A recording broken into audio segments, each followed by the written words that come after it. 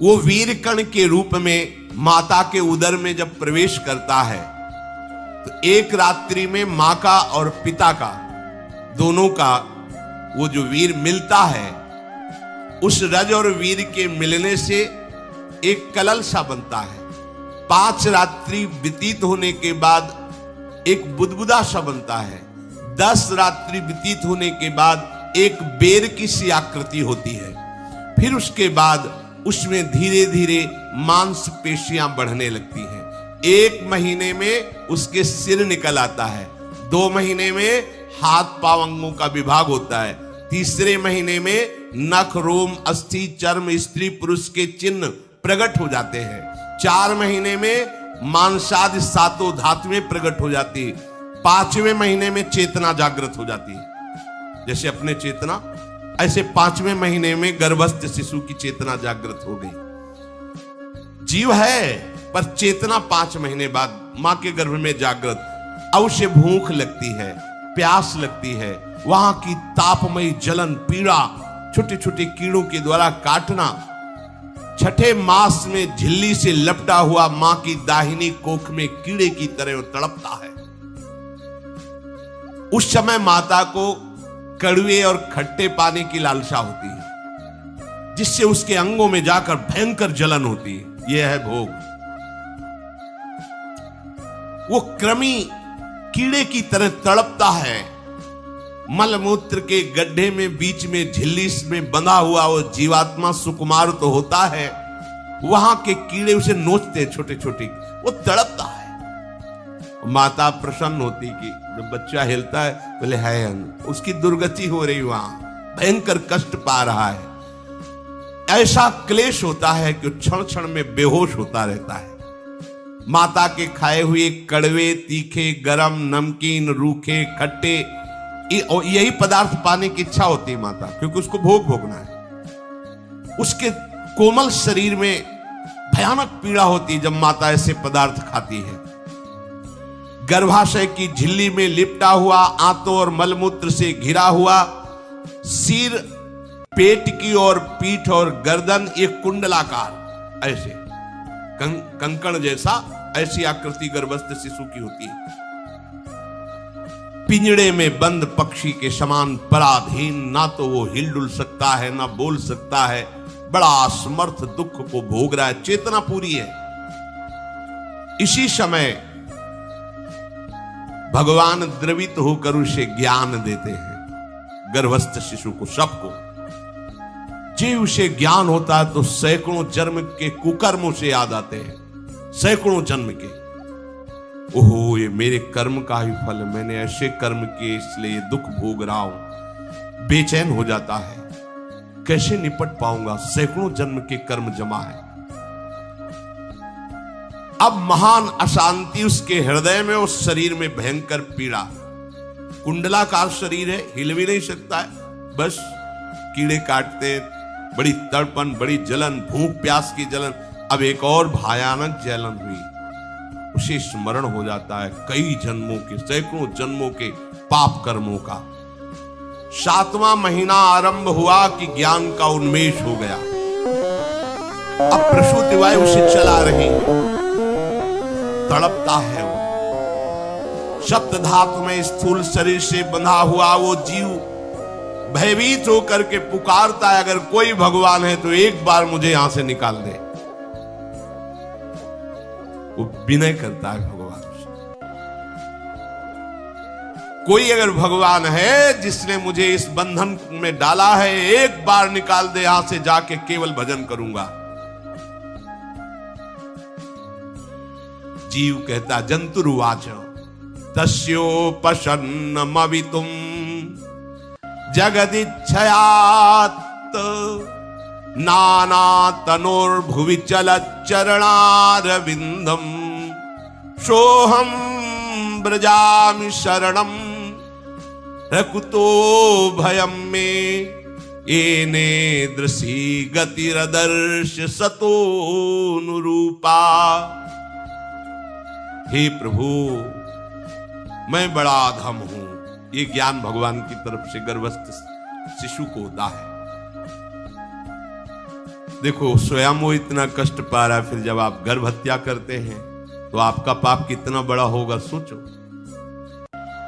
सब माताओं से विनय है, संयम से रहो, सावधान रहो। ये हत्या ऐसी नहीं कि तुम्हारे दान पुण्य से क्षमा हो जाएगी। ये जो भ्रूण हत्या है, गर्भ हत्या है, बहुत बड़ा पाप है। आप लोग अज्ञान के कारण इसको ध्यान नहीं देते, इसे खिलवाड़ समझते हो। कितना ज्ञान है। बेटी ही मां है, बेटी ही बहन है, बेटी ही पत्नी बनती है, बेटी ही किसी के जीवन को धारण करने वाली बनती है। और आपने गर्भ में देख लिया बेटी है, तुम स्वयं मां होकर उसका साथ दे रहे हो, उसका नष्ट करने के लिए। हमारी तो बात ही समझ में नहीं आती, क्या बुद्धि भ्रष्ट हो गई। अगर पुरुष का इतना महत्व है तो बेटियां ना हो तो तुम्हारी कौन सी गति होगी, सोचो जरा। जीना मुश्किल हो जाएगा तुम्हारा। तुम पुरुष किस काम के रह जाओगे। तुम्हारा अर्धांग काट दिया जाए तो तुम कैसे होगे। ये स्त्री स्वरूप अर्धांग है। जिस घर में एक मां बहन नहीं है, स्त्री स्वरूप नहीं, श्मशान जैसा वो होता है। ध्यान दीजिए, ये बहुत बड़ी गलती है जो अपनी बेटियों की हत्या करते हैं। ये वो पाप है जो अक्षम्य अपराध है। स्त्री हत्या करना शास्त्रों में बहुत बड़ा पाप कहा गया है। फिर वो तो बच्चा है, बिल्कुल नहीं।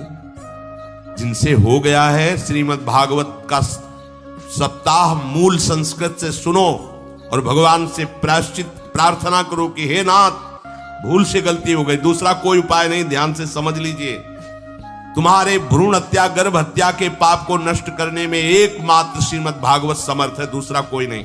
कोई दान पुण्य तीर्थ स्नान तुम्हें क्षमा नहीं कर पाएगा। यह ऐसा महापाप है। अगर हृदय में जलन करके और मूल संस्कृत के द्वारा पूरी 7 दिन में भागवत श्रवण की जाए नियम से, तो भागवत समर्थ है, इस हत्या के पाप से भी आपको मुक्त कर देगी। जिनके ऐसे हत्या हो गई हो करवा लो, नहीं तो बुद्धि आगे भ्रष्ट करके तुम्हें हरि गुरु से विमुख कर देगा। ये पाप ऐसा नहीं कि तुम्हें 2-4 माला घुमाने से क्षमा हो जाएगा। ये महत अपराध है। सबकी समझ में नहीं आता, समझ जाओ, नहीं तो आप जहां भी हो वहीं से भ्रष्ट कर देगा। ये अपराध नष्ट नहीं होगा, श्रीमद् भागवत की कृपा से नष्ट हो जाएगा। ये हमें बहुत विश्वास है। श्रीमद् भागवत सप्ताहिकी ये है ही महामहिम। प्रेत योनि को प्राप्त धुंधकारी को सीधे भगवत पार्षद स्वरूप देकर परम पद में आरूढ़ कर दिया। केवल 7 दिन की मूल संस्कृत एक भी श्लोक नहीं छूटना चाहिए। अगर सप्ताहिकी का पारायण हो तो इस भ्रूण हत्या गर्भ हत्या से भी निवृत्ति मिल जाए। अब वो जीव भगवान को पुकारता है, मैं बड़ा नीच अधम हूं। भगवान आपने जो मुझे गति दिखाई है तो मेरे कर्म के अनुसार ही है, आपका इसमें कोई दोष नहीं। हम लोग जब कष्ट भोगते तो भगवान से कहते हैं हमने तुम्हारा क्या बिगाड़ा। भगवान ने नहीं बिगाड़ा, तू खुद देख क्या बिगाड़ लिया अपना। करो पापाचरण। अब देखो, हमने तो जीवन में कोई पाप नहीं किया और कितने गर्भ हत्या की है, कितनी खिलवाड़ समझे हो। ये बिल्कुल भयावह चीज है, आप लोगों को नहीं। हम बार बार इसीलिए कह रहे कि भयावह वस्तु है, तुम्हें बहुत ऊंचाई से घसीट के भ्रष्ट कर देगी। बहुत होश में हो, भूल के कभी ऐसा न करना जहां तक हमारी आवाज पहुंचे, जहां तक सुनाई दे। गर्भ हत्या मत करना, संयम से रहो। इस तरह का व्यवहार मत करो कि तुम्हारा मनुष्य जन्म ही व्यर्थ चला जाए। इसमें तीनों को बराबर दंड मिलेगा, गर्भ हत्या कराने वाला, गर्भ हत्या की प्रेरणा देने वाला और गर्भ हत्या में सहयोग देने वाला। जो औषधि डॉक्टर या जो भी, तीनों को दुर्गति होगी। माता पिता प्रेरक और कर्ता। ऐसा नहीं कि आप डॉक्टर हो तो आपको गर्भ हत्या करने का अधिकार नहीं। आप डॉक्टर हो दूसरे के शरीर को स्वस्थ करके निरोग करने के लिए, हत्या करने के लिए नहीं। कोई भी हमारा संविधान ऐसा आदेश नहीं करता कि आप गर्भ हत्या कर दो। ना भागवतिक और ना भारतीय संविधान ऐसा संविधान आदेश नहीं करता। अब वो जीव कह रहा है कि प्रभु मेरे योग्य ही है आपने जो मुझे दंड दिया है। मैंने सुना है कि आपकी शरण में जो आता है आप उसकी रक्षा कर लेते हैं। आपकी जो शरण में हो जाता है वो इस भूमि पर, भारत भूमि पर, विश्व पर निर्भय विचरण करता है, कोई उसे भय नहीं प्रदान कर सकता। प्रभु, मैं इस माता के उदर में माया का रहस्य न जानने के कारण ऐसे कर्म किए कि मैं आ गया हूं, बहुत दुख पा रहा हूं। हे निर्विकार अखंड बोध स्वरूप परमात्मा, मैं बार बार नमस्कार करता हूं। प्रभु, मेरे ऊपर कृपा कर दो, एक बार इस गर्भ से निकाल दो, मैं यहां से बाहर जाकर आपका निरंतर भजन करूंगा। ये वादा करके आए हम प्रभु से सब। प्रभु ने करुणा करके हमें चांस दिया है मनुष्य शरीर। प्रभु, मैं बहुत जन्मों से इस समय स्मृति आ रही देख रहा हूं, कर्मों में भटकता रहा आपसे विमुख होकर के। ये जो मुझे अभी ज्ञान हो रहा है केवल आपकी कृपा से तत्कालिक है, तत्कालिक। एक तत्कालिक वैराग्य होता है, जैसे कथा सुनी मन में आया कि अब तो भजन ही करना है, ये तत्कालिक है, स्थायी नहीं है। इसे स्थायी बनाओ। प्रभु, आप अंतर्यामी हो, आप सब कुछ जान रहे हो। तीनों तापों की शांति के लिए भक्तजन आपका भजन करते हैं। मैं देहधारी होकर जीव माता के उदर में मलमूत्र से रुधिर की झिल्ली में फंसा हुआ माता की जठराग्नि के ताप से जल रहा हूं। प्रभु, एक एक क्षण में यहां विकल होकर केवल इंतजार कर रहा हूं कि किस समय मुझे यहां से निकाला जाएगा। दीन बंधु, यहां से कब मैं निकलूंगा। स्वामिन, आप बड़े दयालु हो।